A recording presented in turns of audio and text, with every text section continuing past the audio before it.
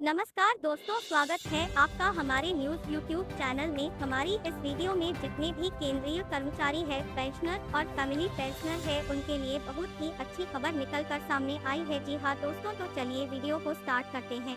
राज्य सरकार के कर्मचारी साल में 2 बार महंगाई भत्ता क्लेम नहीं कर सकते जब तक कि नियम की इजाजत न दे। Supreme court.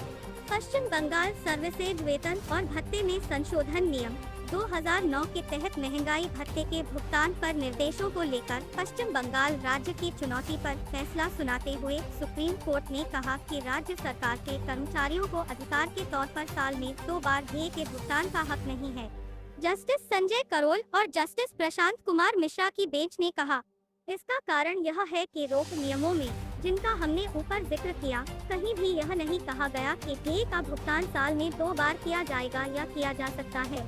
जो कुछ भी नियमों में नहीं दिया गया, जो संबंधित समय अवधि के लिए मौजूदा वेतन के वितरण को नियंत्रित करते हैं, उसे किसी भी पक्ष का अधिकार नहीं कहा जा सकता है। कर्मचारियों के साल में 2 बार डीए के वितरण के अधिकार की वैध उम्मीद के सिद्धांत पर आधारित तर्क को खारिज करने की जरूरत है, जैसा कि पहले वितरित किया गया था, क्योंकि यह कानूनी पाठ से नहीं निकलता है। डीए के साल में 2 बार भुगतान का मुद्दा तब उठा जब ट्रिब्यूनल ने राज्य को रोक नियम 2009 के तहत डीए के भुगतान के लिए मानदंड विकसित करने का निर्देश दिया और कहा कि डीए का भुगतान साल में कम से कम 2 बार किया जा सकता है।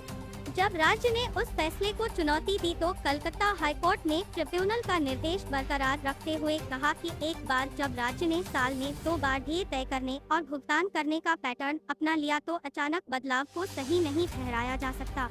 सुप्रीम कोर्ट के सामने राज्य ने तर्क दिया कि रोक 2009 में डीए के भुगतान के लिए कोई अनिवार्य आवृत्ति निर्धारित नहीं थी और न तो ट्रिब्यूनल और न ही हाईकोर्ट साल में 2 बार भुगतान की बाध्यता लागू कर सकते थे, जब वैधानिक नियम इस बारे में चुप थे। राज्य ने कहा कि जारी करने की आवृत्ति प्रशासनिक मामला था और इसे न्यायिक रूप से तय नहीं किया जा सकता था। दूसरी ओर कर्मचारियों ने तर्क दिया कि साल में 2 बार डीए का भुगतान करने की बाध्यता कर्मचारियों को महंगाई से बचाने की जरूरत से पैदा होती है।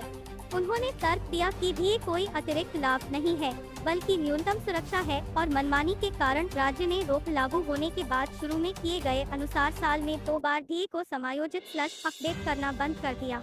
उन्होंने भेदभाव का भी आरोप लगाया, क्योंकि नई दिल्ली और चेन्नई में तैनात कर्मचारियों को सालाना 2 बार डीए समायोजित किया जाता रहा। राज्य की दलील को मानते हुए कोर्ट ने कहा कि रोक नियमों में साल में डीए का भुगतान कितनी बार करना है, यह तय नहीं किया गया है।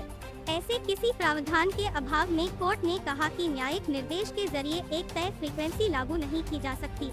कोर्ट ने पाया कि राज्य के नियमों में अनिवार्य भुगतान चक्र का न होना जानबूझकर था और यह मामला कार्यकारी विवेक पर छोड़ने का इरादा दिखाता है। कोर्ट ने आगे कहा कि यह कमी इसलिए महत्वपूर्ण है क्योंकि यह मुद्दा सीधे राज्य के वित्तीय मामलों से जुड़ा है, जिसमें बजट योजना, संसाधनों का आवंटन और वित्तीय क्षमता का आकलन शामिल है। कोर्ट ने कहा कि हर 6 महीने में भुगतान का निर्देश देना राज्य की वित्तीय स्वायत्तता में दखलंदाजी होगी। इसलिए कोर्ट ने ट्रिब्यूनल का निर्देश रद्द कर दिया, जिसे हाईकोर्ट ने भी सही ठहराया, जिसमें डीए का भुगतान साल में कम से कम 2 बार करने की बात कही गई।